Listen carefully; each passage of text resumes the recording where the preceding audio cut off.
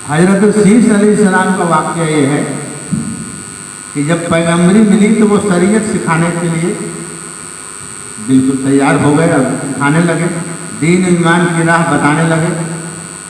चंद रोज बाद एक बेटा उनका पैदा हुआ, नाम उसका था नूस। नूस नाम था उसका, नूस। जब वो बालिग हुआ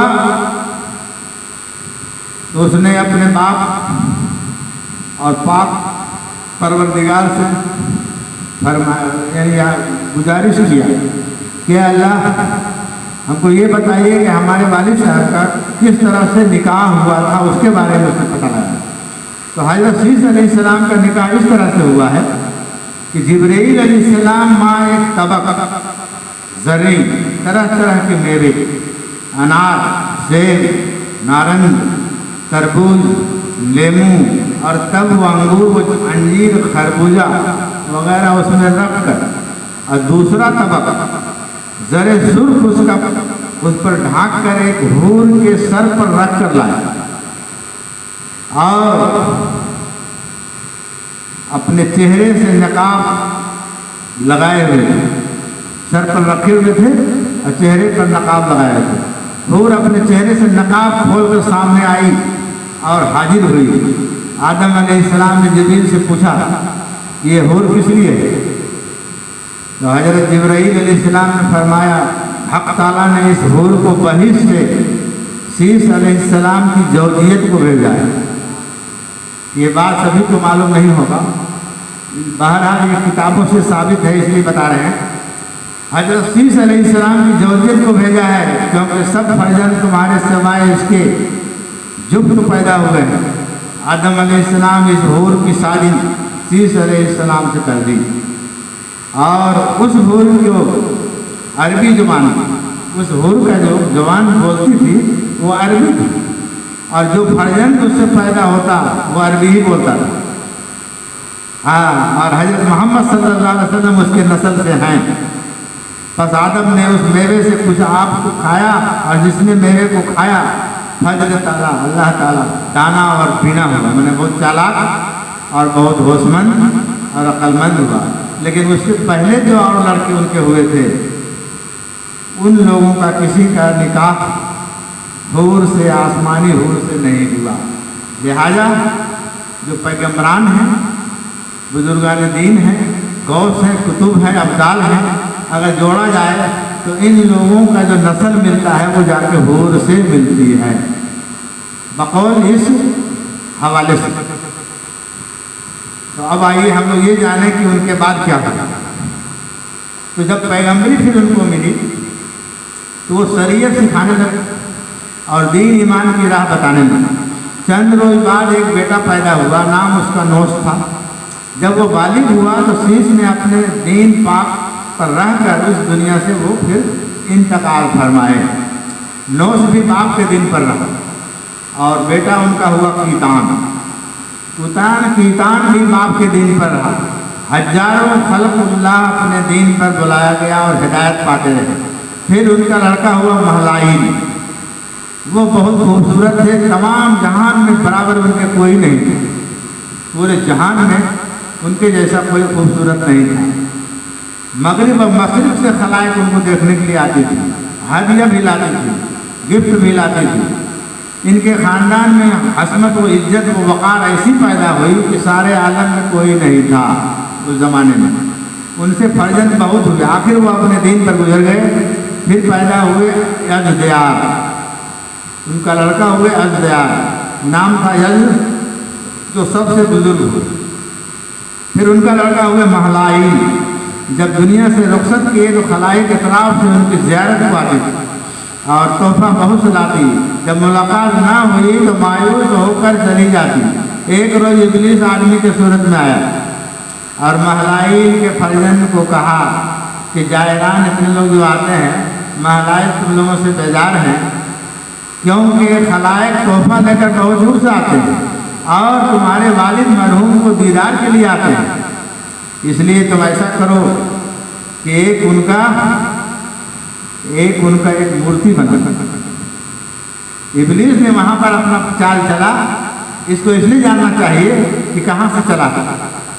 यानी महलाई ने जब दुनिया से रुखसत की तो उनके बाद ये जो हुआ कि तुम लोगों से बेजार हैं, क्योंकि खलायक तोहफा लेकर बहुत दूर से आते हैं, तुम्हारे वालिद मरहूम के दीदार को आते हैं और उसे नहीं पाकर महरूम जाते हैं।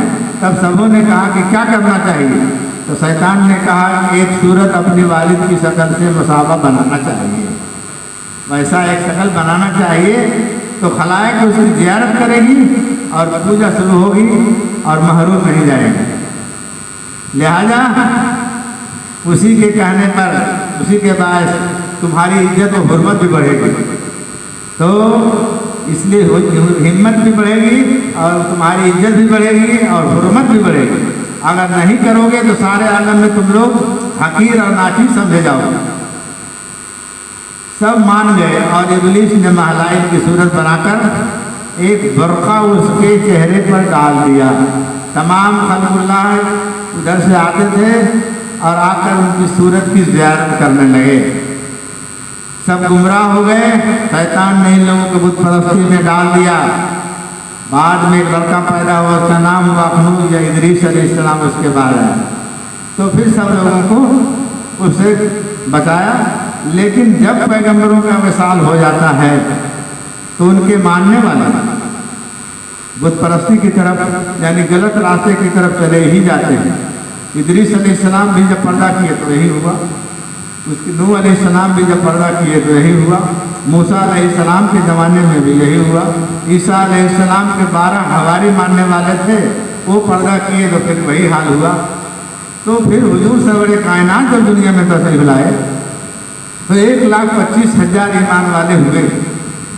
लेकिन उनके पर्दा करने के बाद जब खलीफा अव्वल खलीफा हजरत अबू बकर हुए तो 10,000 खारिज हो गए। 10,000 लोग, उसमें से एक ने आके कहा कि हम ये पूरे शराइत को नहीं मानेंगे, कम से कम इसमें रोज़ा और नमाज को हटा दीजिए, तो बाकी चीज़ हम लोग कर लेंगे। किसी ने यहाँ कहा कि तो कुछ आसान है, जो ज़कात का मामला है इसको हटा दीजिए।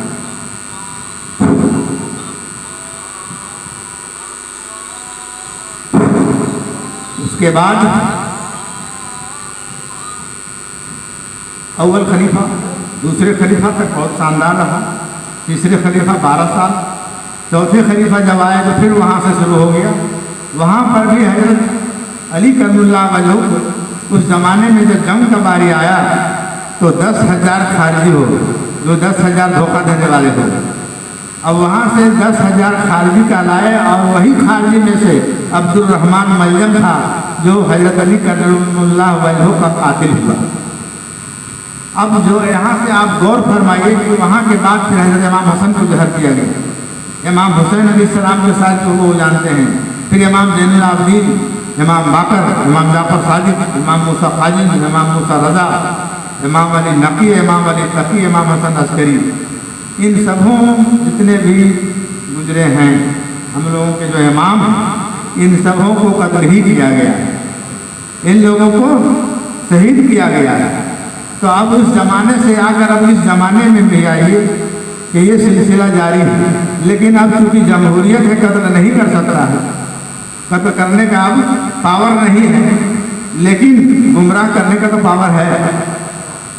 इसलिए गुमराह करने में कोई कसर नहीं छोड़ते हैं। एक से एक झोला छाप बने हुए हैं और एक से एक गुमराह करने वाले टहल रहे हैं। इसलिए गुजारिश ये है तमाम लोगों से जो ईमान वाले हैं, इसको पहचान कर, बेहतरीन से जान कर, उसको परख कर, उसके बाद ईमान लाएँ और कलमा पढ़ें।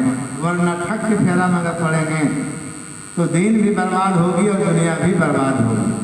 लिहाजा मोहतरम बुजुर्गों और दोस्तों और मुरीदों, तो जब वहाँ पर ये होता आया है तो फिर बुजुर्गान दीन से भी वही हुआ। जब बुजुर्गान दीन जब पर्दा कर जाते हैं तो फिर उनके मानने वाले धीरे धीरे हटने लगते हैं। इसीलिए हर बुजुर्ग अपना एक खलीफा बना के जाते हैं कि उस पर कायम रहे। लेकिन अक्सर ये होता है कि वो आए थे, वो तो चले गए, अब आपको हम क्यों माने, वो तो चले गए, ये कहकर फिर जाते हैं। तो हर ज़माने में ये होता आया। तो ये बहुत बड़ी बात नहीं कि इस ज़माने में बहुत लोग फिर गए, इससे कोई बड़ी बात नहीं है। लिहाजा फिरने वालों की तादाद इस ज़माने में कुछ ज़्यादा ही है। तो अफसोस की बात ये नहीं है, बल्कि अफसोस की बात ये है कि उनका किया धरा अकारत किया, उनका किया धरा अकारत किया।